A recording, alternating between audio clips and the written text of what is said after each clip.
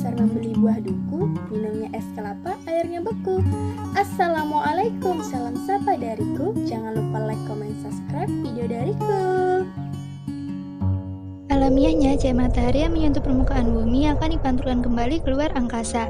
Namun, sebagian cahaya tersebut akan diserap oleh gas-gas di atmosfer dan terjebak di dalamnya sehingga bermanfaat untuk menghangatkan bumi. Gas-gas atmosfer tersebut dinamakan gas rumah kaca yang terdiri dari uap air, karbon dioksida, metana, dan nitrogen dioksida.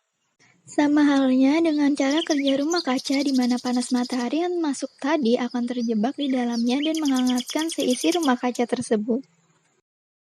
Namun, jika gas rumah kaca berlebihan, maka akan berbahaya bagi bumi dan muncullah efek rumah kaca.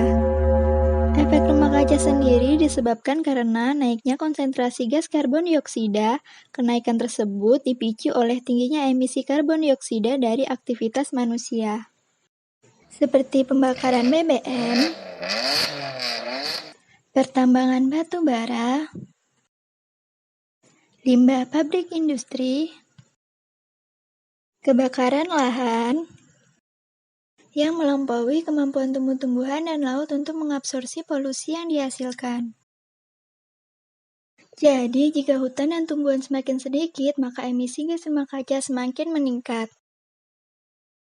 Dengan perkataan lain, semakin banyak jumlah emisi karbon dioksida di atmosfer, maka semakin banyak pula panas matahari yang terperangkap di permukaan bumi. Akibatnya, terjadi pemanasan global dan perubahan iklim. Indonesia merupakan negara dengan penduduk terbanyak di Asia Tenggara, yang saat ini berjumlah 265.053.300 jiwa. Ini berdasarkan data Badan Pusat Statistik tahun 2019. Sehingga Indonesia banyak mengalami pembangunan dan perkembangan, baik di bidang industri, pertanian, tambang, dan transportasinya. Kondisi ini membuat emisi karbon dioksida gas rumah kaca meningkat. Hasil pengukuran yang dilakukan oleh Stasiun Pemantau Atmosfer Global atau SPAG Bukit Kota Tabang di Sumatera Barat didapatkan bahwa konsentrasi karbon dioksida di Indonesia pada periode pertama tahun 2005 hingga 2011 mengalami laju kenaikan data sebesar 0,1306 part per million per bulan.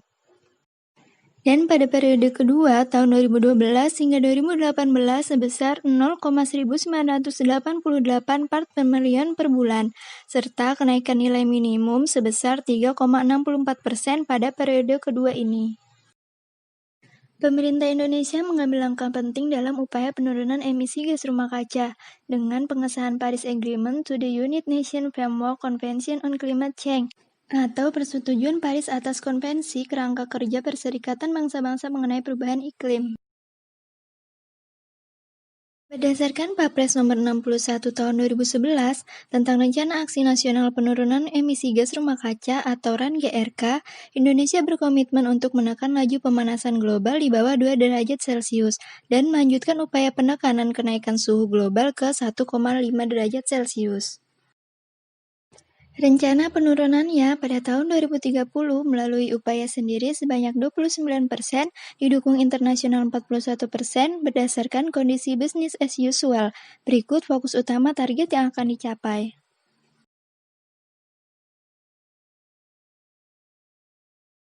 Sehingga kami berinisiatif untuk mendukung dan membantu pemerintah menekan tingginya emisi gas rumah kaca dalam Rencana Aksi Nasional Penurunan Emisi Gas Rumah Kaca melalui konsep area greening yaitu penghijauan lahan menggunakan tanaman Sansevieria trifasciata.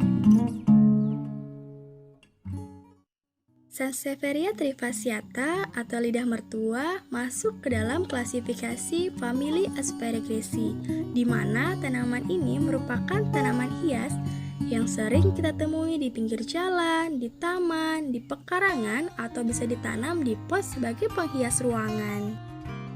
Dari hasil kajian NASA atau Badan Antariksa Amerika Serikat menunjukkan bahwa Sansevieria dapat menyerap 107 polutan berbahaya di udara, contohnya karbon dioksida, benzene, formaldehid, serta triklorotilin. Pada tanaman ini memiliki bahan aktif pregeniglycosid yang fungsinya dapat mereduksi polutan menjadi asam organik, gula, serta asam amino, di mana unsur polutan menjadi tidak berbahaya lagi bagi manusia dan dapat memberikan kesegaran bagi bumi kita. Tanaman Sansevieria ini dapat tumbuh di daerah yang tropis dengan iklim panas, atau dapat tumbuh di dataran rendah hingga kurang lebih 300 meter di atas permukaan laut. Oleh karena itu, tanaman ini sangat cocok untuk dibudidayakan di Indonesia. Pada area greening ini, pemanfaatan Sansevieria dapat dilakukan di kawasan yang banyak menghasilkan karbon dioksida. Contohnya di kawasan kota-kota, bisa ditanami di taman kota yang sudah tersedia. Pada kawasan taman tengah jalan yang padat lalu lintas, juga ditanami tanaman Sansevieria yang diharapkan tanaman ini dapat memberikan keindahan serta dapat menyerap polutan-polutan yang dihasilkan oleh pembakaran bahan bakar minyak dari kendaraan tersebut. Penanaman Sansevieria ini juga dilakukan di kawasan industri, kawasan pertambangan, serta kawasan pengolahan limbah, di mana diharapkan tanaman ini dapat menyerap polutan yang keluar dari cerobong asap yang dapat membahayakan bagi bumi kita. Karena tanaman ini dapat menyerap karbon dioksida yang dihasilkan oleh kawasan tersebut, sehingga polutan-polutan yang ada tidak akan sampai ke atmosfer, di mana ini juga merupakan suatu langkah yang bisa membantu pemerintah dalam menekan emisi gas rumah kaca yang ada di Indonesia. Dalam pengimplementasian gagasan area greening ini, perlunya bantuan dari berbagai pihak, yaitu dari pihak pemerintah, pemerintah swasta, dinas lingkungan hidup, masyarakat, serta petani bunga yang dapat meningkatkan kualitas serta produksi tanaman Sansevieria ini. Jadi, mari kita dukung pemerintah dalam penurunan emisi gas rumah kaca melalui area greening dan terapkan di tempat kalian masing-masing ya. Thanks for watching. Stay healthy and happy. Assalamualaikum warahmatullahi wabarakatuh.